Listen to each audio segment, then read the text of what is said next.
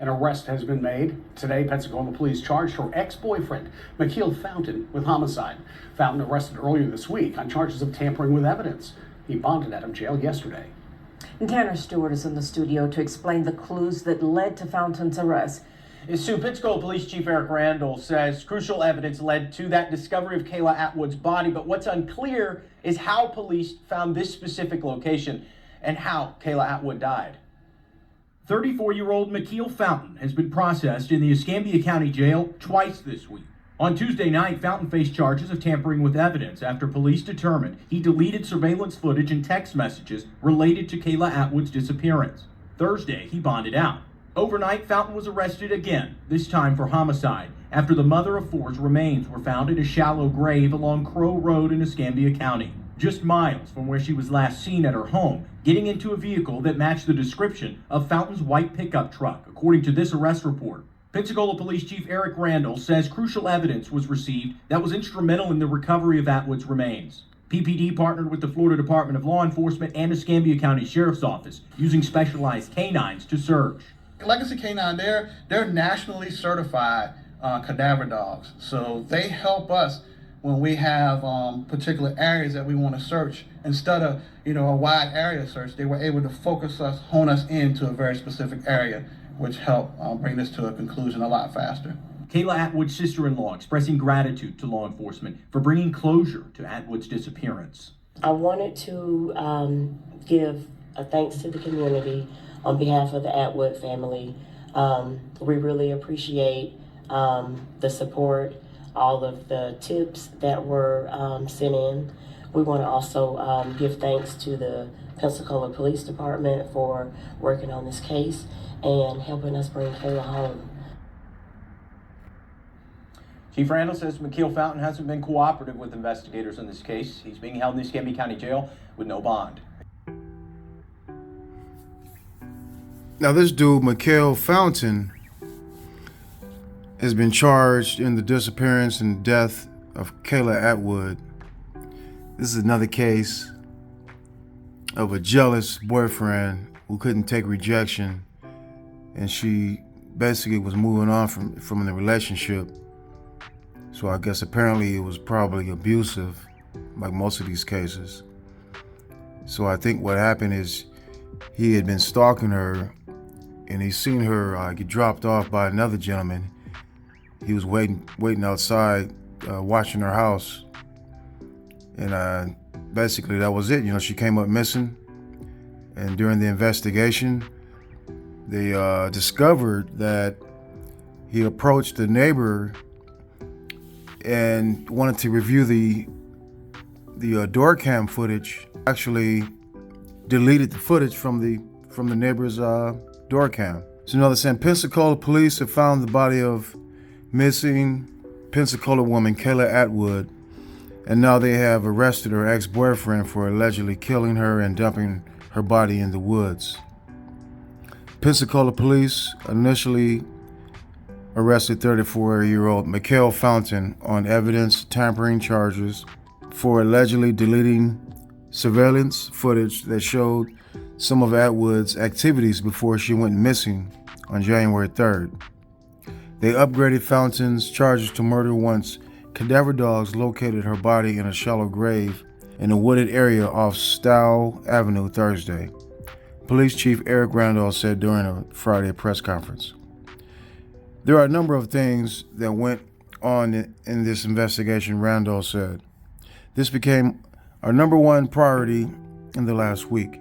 We left no stone unturned because Kayla was our priority. Let me just say, there's so many cases I can't even cover all these stories.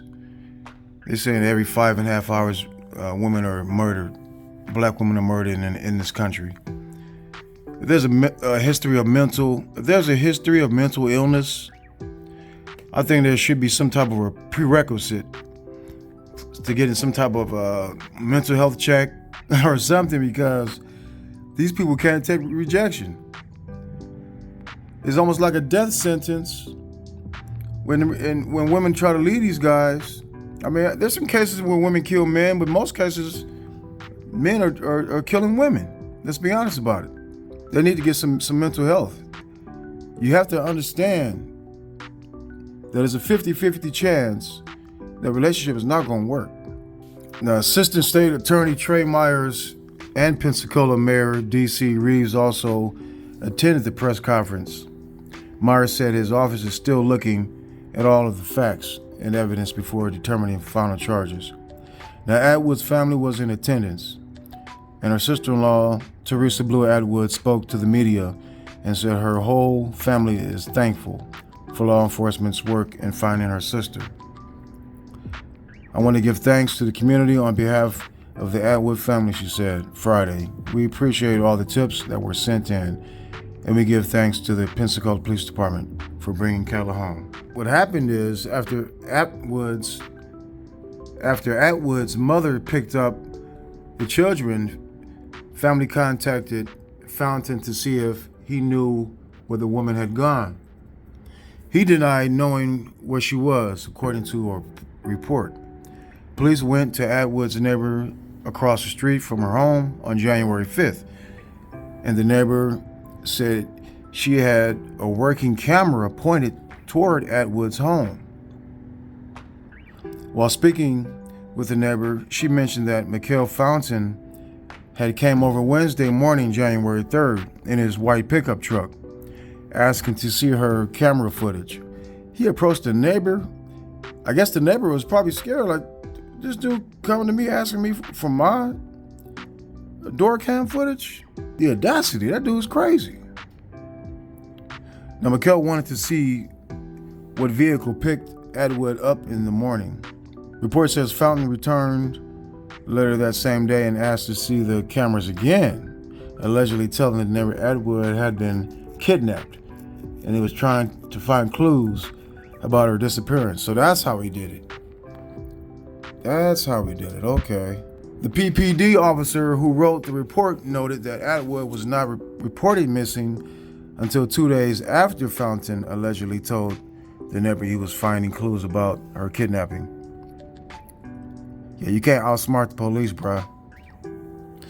And when the neighbor gave police access to the saved surveillance footage, investigators found that a large portion of the footage recorded on January 3rd had been deleted, and the only people who had been given access to the surveillance were the neighbor and Fountain. Police discovered that Antonio Elmores was the driver of the Penske truck, but statements and phone records included him as a suspect after he told authorities what happened. Now, Elmores, that's the guy she met on a date site, the guy she'd been dating. Now, Elmore said he had met Atwood on a dating site and took her children to school on January 2nd and January 3rd. He said when he dropped Atwood off at her home on January 3rd, Fountain was at the home. After he dropped Atwood off at home, Elmore said he received a call from Atwood's phone, and a male voice asked, "Who is this?" Elmore said he hung up. Yeah, he was off the chain with jealousy. Shit, you get to the point where you got your girl phone and you going through her phone and seeing what nigga she talking to, and you calling him up and confronting him about, you talking to my girl, all this dumb shit. Man, it's time for you to move on, bro. Now, PPD confiscated the Penske truck and processed the vehicle, yielding negative results for blood. However, police did say that officers saw Fountain watching the Penske truck across the street from the police department with no apparent reason for being there. I just can't wrap my mind around what's going on in the minds of these people, how they're willing to risk everything though. Just because a temporary feeling of emotion just overtakes your mind and have you doing things like this. I could never understand this. I just can't. But I'll talk to you guys later. All right, I'm gone.